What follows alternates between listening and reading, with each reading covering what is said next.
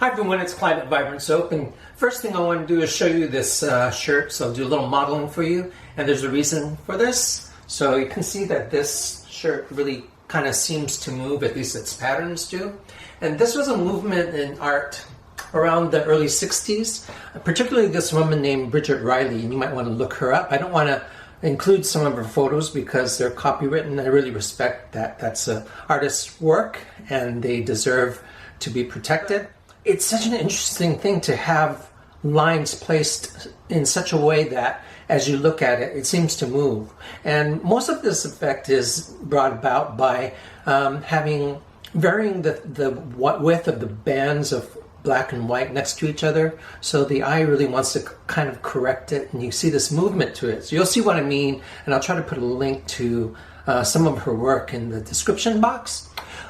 So I will show you that she had her early studies in impressionism. So she really liked Seurat, who did these little tiny dots of color, and the idea was to have so many different colors next to each other that by the time you pulled back from the painting, they kind of mixed visually. So I'm going to show you a painting that I did in an impressionist style.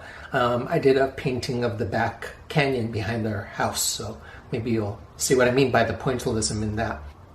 So the last soap that I made, I want to show you this. The lemon curd soap was a bright yellow and purple. Well, with time, it didn't happen right away, but with time, it did brown. So there must be some vanillin in it, and I've learned that there doesn't necessarily have to be vanillin in a fragrance to cause it to brown. And I found the unusual thing about this is that it slowly browned. For a while it was bright yellow and I was really content, but then through time, and I'm talking about in a week's time, by the end of the week, it started to turn brown. Well, the nice thing about this, I never like it when it browns, especially if I'm caught off guard about it, but if it browns a little bit and I can still see some of the swirls, then I'm a little bit happier. So you can see some of the swirls in this, and you can still see a little bit of the yellow. But what I'm going to do in an upcoming video, maybe in about 2 or 3 weeks, is I'm going to work with this fragrance again. I have an idea of how to maintain some brightness in this even though it will brown. So stay tuned for that, and I'll put a title on that you'll recognize, and working with browning fragrances and all. So let me show you this quick color tutorial. It should be really quick because essentially the soap is in black and white, but I did want to show you a bit of that pointillism kind of thing just to introduce this soap a bit. So let's take a look at my painting first. So here's the thing down in the canyon. It's a good time to look back here too, because we've just had some rains, and with the rains it greens up again. This canyon looks a bit different than it did when I painted it years ago, because there's some remodeling taking place in the houses across the canyon. But it's still great to come out and see these trees. Basically they're eucalyptus trees and pepper tree, and all those round-leaved plants down there are nasturtiums. They have yellow and orange flowers. Probably in a couple weeks they'll be starting to open. So I want to show you this because that's what I based this painting on. So there's the canyon through the window in the bedroom. Some other art that we've collected. And then here's the painting that I did.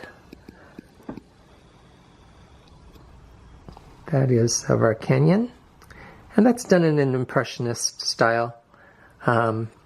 So this idea is not as intricate as Seurat's little tiny dots of color, but this is my closest example that I can share with you of pointillism, and that's the idea of just little dots of color. And these aren't really dots of color, they're more like very visible bits of color with brushstroke.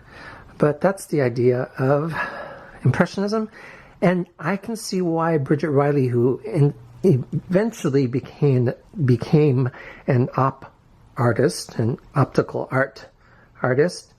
Being an optical artist means you have to be really intricate with your brush strokes. So you can kind of see how she started basically almost in movement in this op art type of style in the early 60s.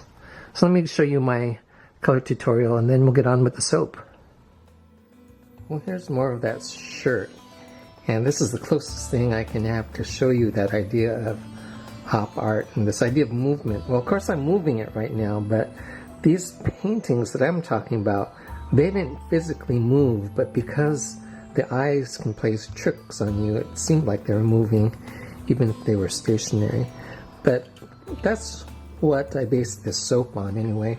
So I'm going to share with you this idea that the op art was born out of, at least with Bridget Riley. And again, I'm going to put a link to her work in the description box. And here's my poor lemon curd soap that I did last. It used to be a bright yellow, but the good thing is it smells awesome, so I want to work with it. It's one of the best smelling lemon fragrances I've ever come across. And this one was probably an end cut. It didn't get as hot or something, that's my guess. So it still has maintained some of the yellowness in it. But one of the reasons why I'm encouraged is that it didn't turn so brown that it completely covered over the swirls that I had in the soap. So I have an idea on how to make that a little bit better when I make my own full-size bars of this in a couple weeks, maybe a month. I'm going to make another video on how I think I can still make a more vivid colored soap with this. Now, why would I spend so much time on that? Well, again, that fragrance is so awesome. I do want to have a soap that smells like that. So first of all, this idea of pointillism. Let's see, what's the best thing I can do? I'm going to try this. I don't know if it's going to work, but the idea of pointillism partly is that these artists felt like they wanted to blur the sharp edges of objects in space. Not outer space, but just in the space around them. So that is the idea of pointillism, is imagine painting a whole painting just with little dots like that. Seurat, French artist, was able to do that. So if this doesn't work just by pulling back from it, I am going to blur the shot a little bit so that the idea is, even though the colors are pure, that placing yellow dots next to red dots would eventually trick the eye to believing that it's orange.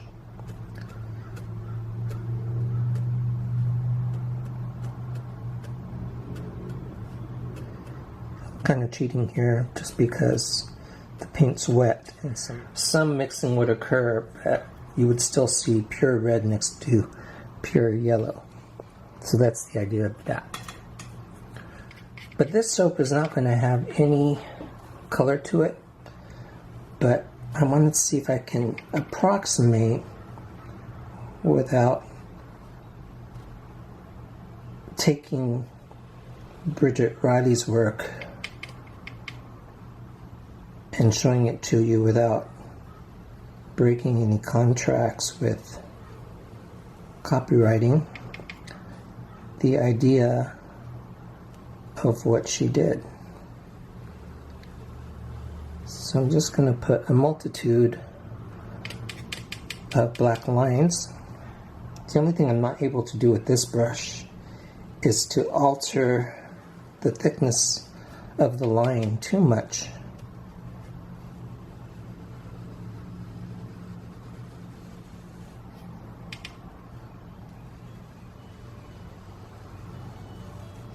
The idea is if you have enough of these lines, it's hard for the eye to come to terms with the fact that there's all these lines here with a white in between. So the eye is trying to make a mix of the two, just like the mix of the colors with pointillism. And the idea is there's some movement in that if you look at it long enough. If you alter the thickness of the lines, it really tricks the eye even more. So I'm a colorist, so I usually use more color. But my soap is going to have this idea of black and white in it. Okay, so not much in the color tutorial right there, but there's a little bit of art history for you.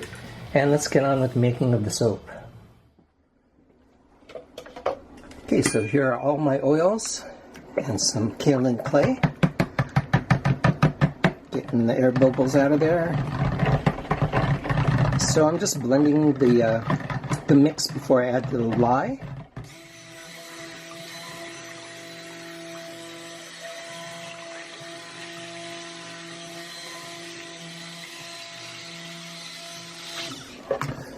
And I'm going to add the lye and just blend to emulsification.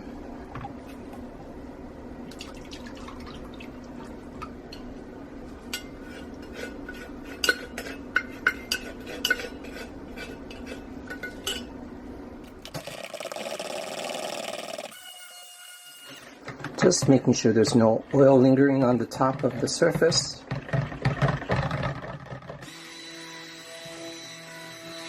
Before I add the fragrance.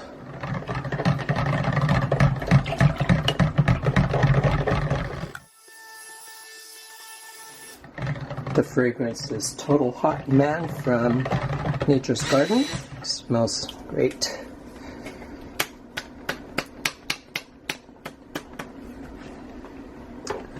Okay, so let me put some, this is a combination of things. There's some activated charcoal, some icicle mica, some titanium dioxide. This is to add some interest to the inside of the bars. So just a little bit of that. And I want to get my black into a squeeze bottle, but I know in that narrow opening it's going to be a big mess. So I'm going to pour it in here first. And then I'm going to add my titanium dioxide to the main mix.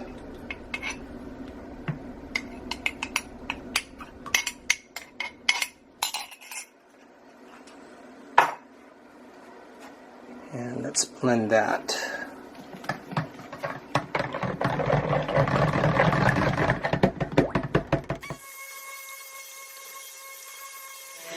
It's a nice ivory color, but next to the black it's going to look pretty white, so that's good.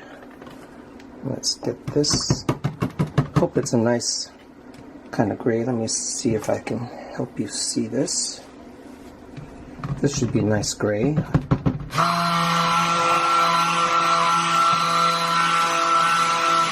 It's like a nice silver gray with the icicle mica mixed with the activated charcoal.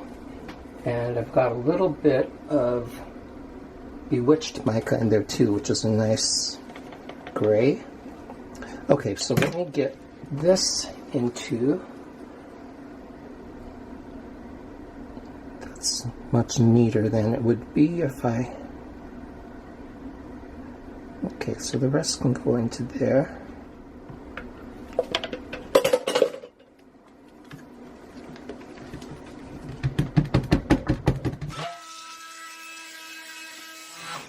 Could have been a little lighter, but I think that will be fine. I don't want that to interfere with the contrast of the black later on.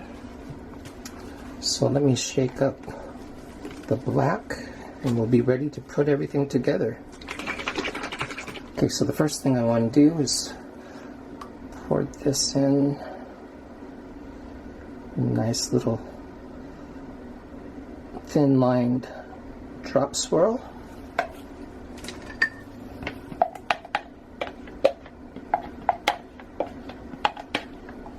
And then I want to give that some stirs. And then I'm going to get it into the mold.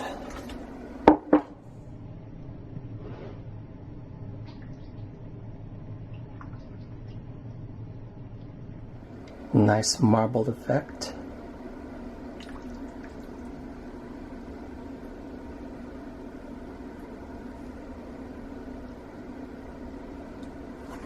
Okay, that's going to work well with the design. I don't mind some of those lines in there. That's actually going to help me with the op art effect, and op is for optical. Trying to make an obstacle. Trying to make an optical illusion, and everything's nice and liquid the way I want it.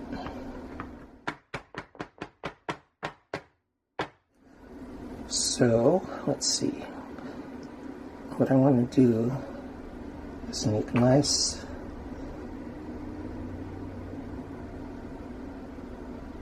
fluid lines and make them gather at that one central point.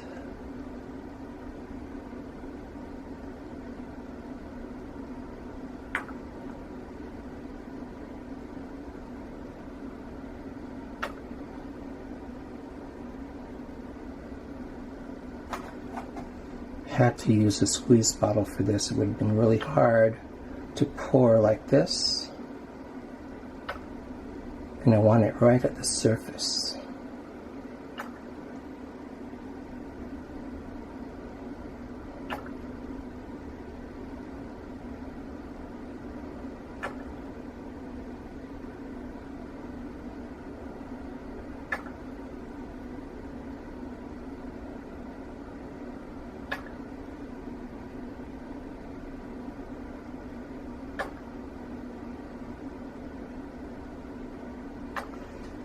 Okay, so let me see if there's any wider gaps that I can get this into.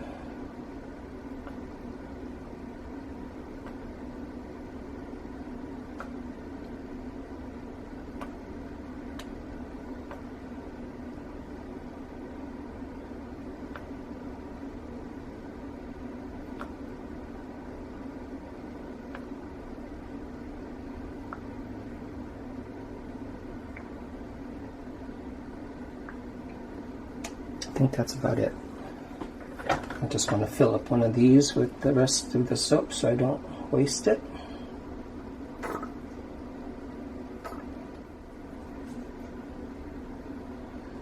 Oh, just about enough to fill one of those cavities. And now I'm going to do some spirals. First I'm going to go around the edge.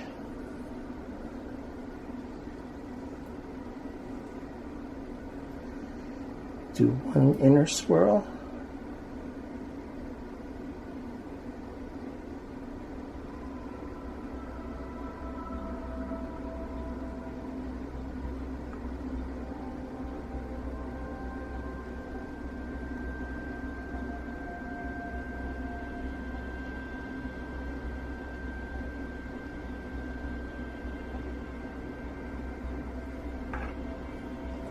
Don't want that to drip in there.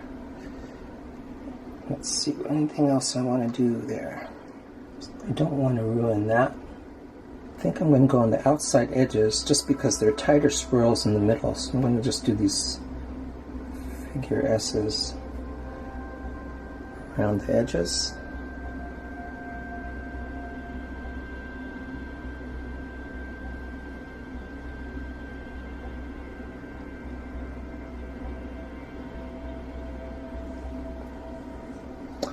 Okay, and I'm going to get the dividers in there.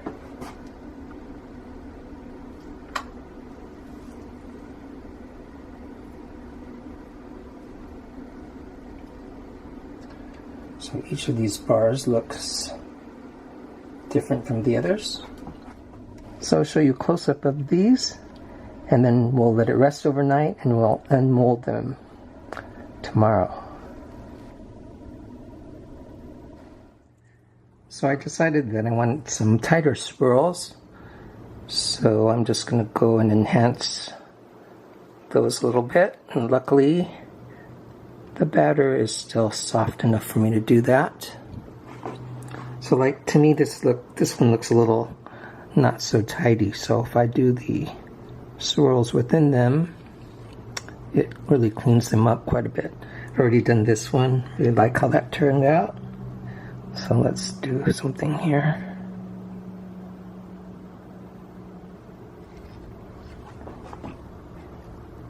Trying to go with the flow here.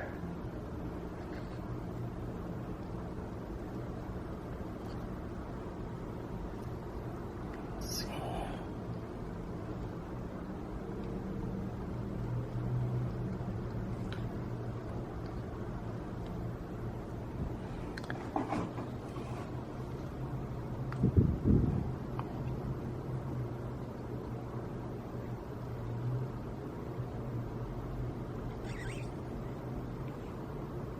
Just basically adding more detail.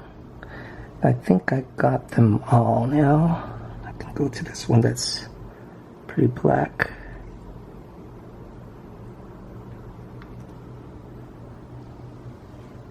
See this one too.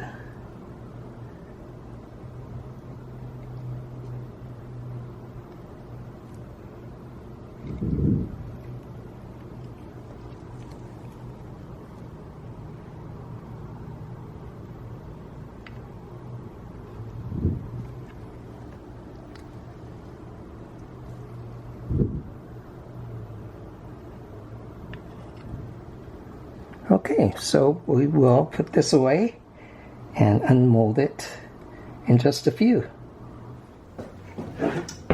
Okay, let's unmold this. I think I'm going to call it op art.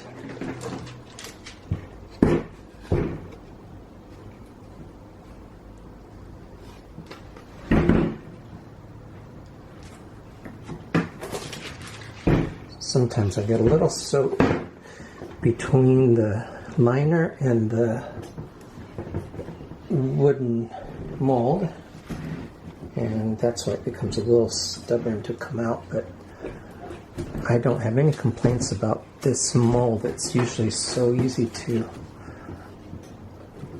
use.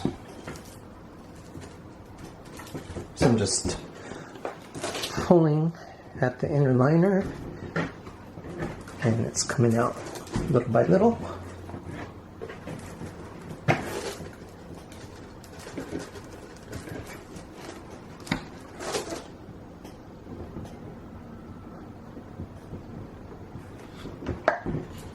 It's almost out.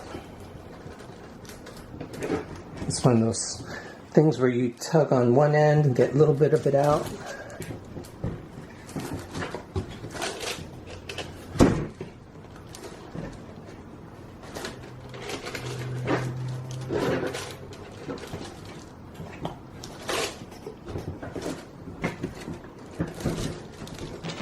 There you go. And in the meantime, the soap is wanting to come out of the liner.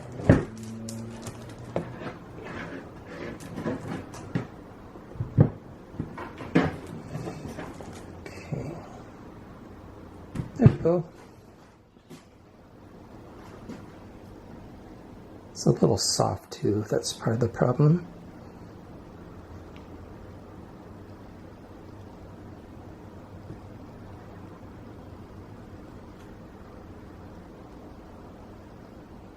It's a little soft too. It could have waited another day, but you know how we are. Curious.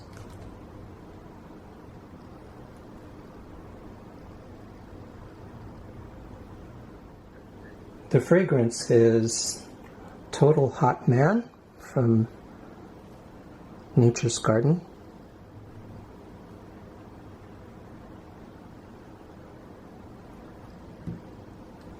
So if you're wondering why I put gray in the base as well, is that I wanted the soap to have some interest as you wear it down through use. And I like to see the striping on the sides. So if you look up Bridget Riley, she was a op artist.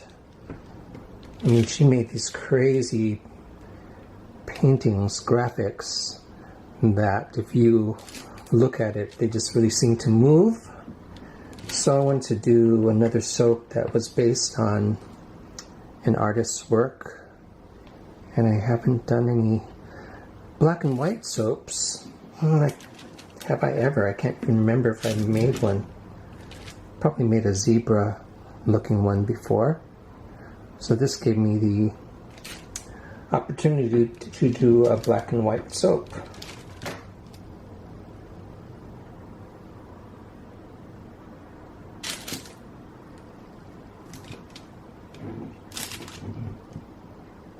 I like that one.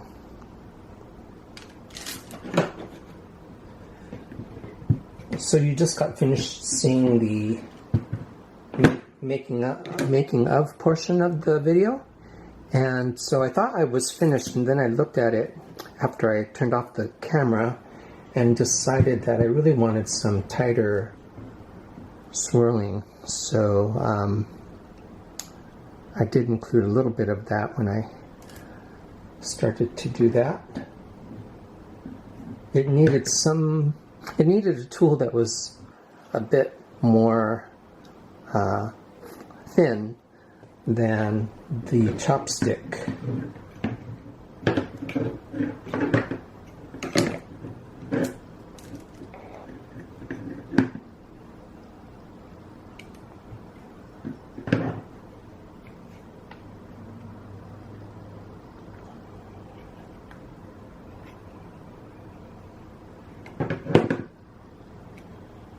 Okay, so I'm going to clean these up. I really like the movement in this one. I like the side of that too. The light in here isn't so great this morning. Looks like it's going to rain, or it has been raining a little bit. So the sky's a bit dark. So I have my ring light on, but can't get it to stay propped up over where I'm working. I tried that once and it fell right on the soap, so that didn't make me happy at all. So let me clean these up and show those to you.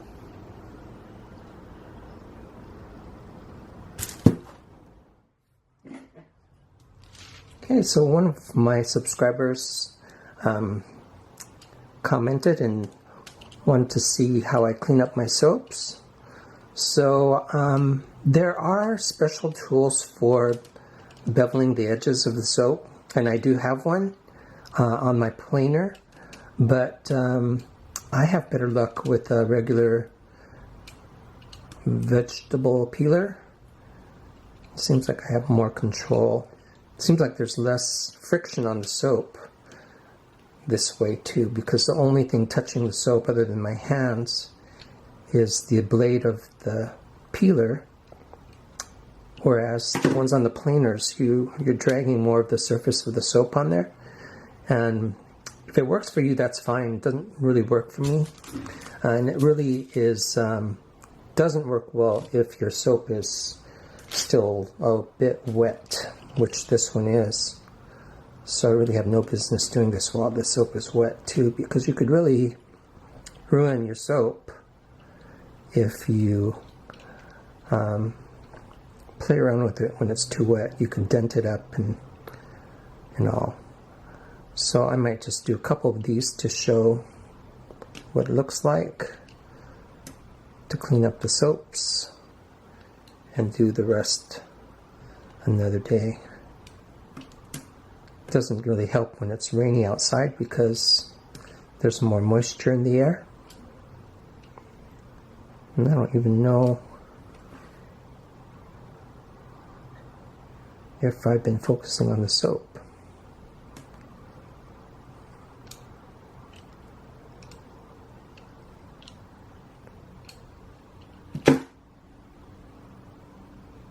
See, the other thing that happens when you do this and your soap is still soft is some of these shavings want to stick to the soap, so you've got to be kind of careful, otherwise you'll have to deal with that too. But it gives it a nice feel in the hand to do this. A little more effort. Doesn't hurt. I think a lot of the rustic soaps really don't need this. but if you're doing a kind of fancy end soap or concerned about the overall look of your soap, it's good to do this. I think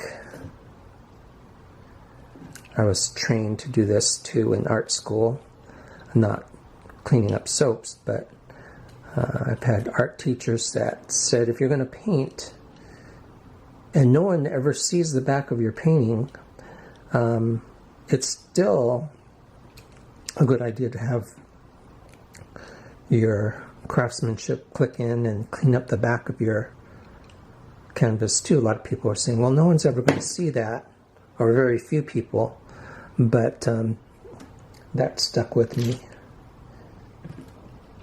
So it's carried through to my soap.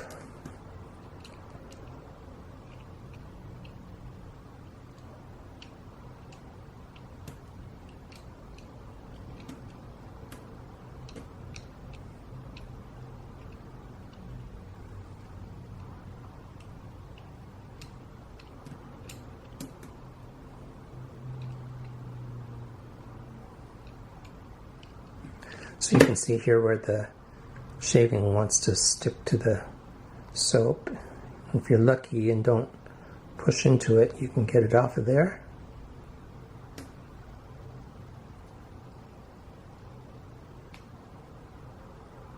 I think I'll do just one more and then I'm going to wait. You don't have to wait too long. So by tomorrow these will be hard on this surface and I can clean these up a little easier.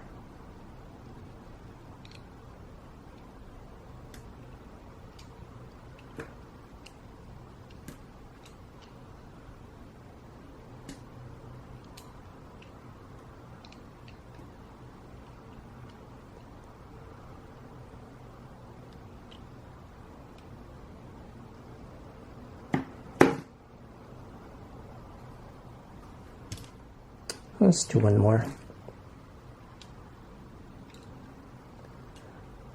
Another viewer asked one time, if it was really necessary to do this. And again, I think it's personal preference.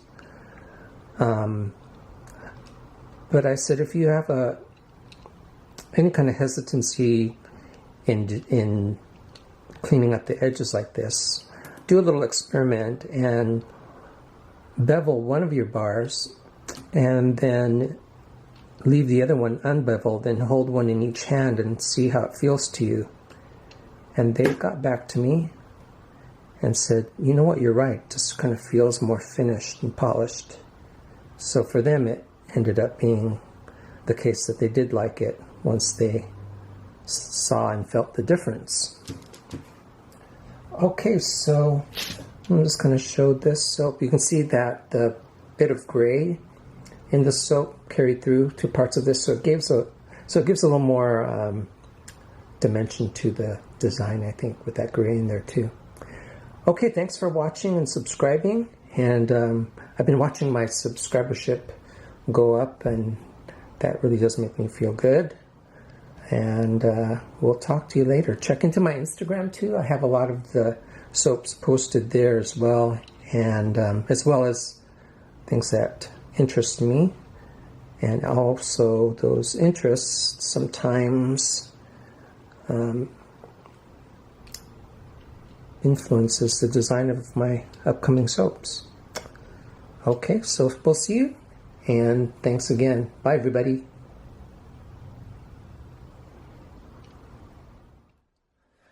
Okay, it's the next day, and I let this sit out just for one more day, and it's so much easier to clean up. It's not sticky, so I just wanted to show you how sometimes patience can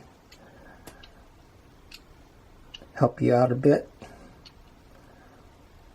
I know we want to just get our soaps all done, so I'm guilty as charged too, but it's a lot less work. I find this probably one of the most relaxing parts of soap making, just because there's no rush to do it. The soap is not going to speed up on you or anything like that. And it just glides through the soap really nicely too. I like that one. And then don't discard your trimmings. Sometimes I put them in little organza bags. And they help to make everything smell nice. And they can also be used as soap just through the bag. And sometimes I use them as confetti in other soap projects. And my next step is to take photographs of these this morning. So hopefully you'll try this. The first time I thought that I had to do this on top of all the other components of soap making. I thought, oh really? But it's not that much of an extra effort. And if it's all about the customer, the feel of the soap in hand is very important, especially if you're making more of a luxury soap. Again, if you're doing a rustic soap, it's probably not as important to do this. There you go. Let me know how you like this series on trying to take famous artists' designs and letting that be an inspiration for soap design. And we'll see you real soon. Thanks for all the comments and thanks for subscribing. Bye, everybody.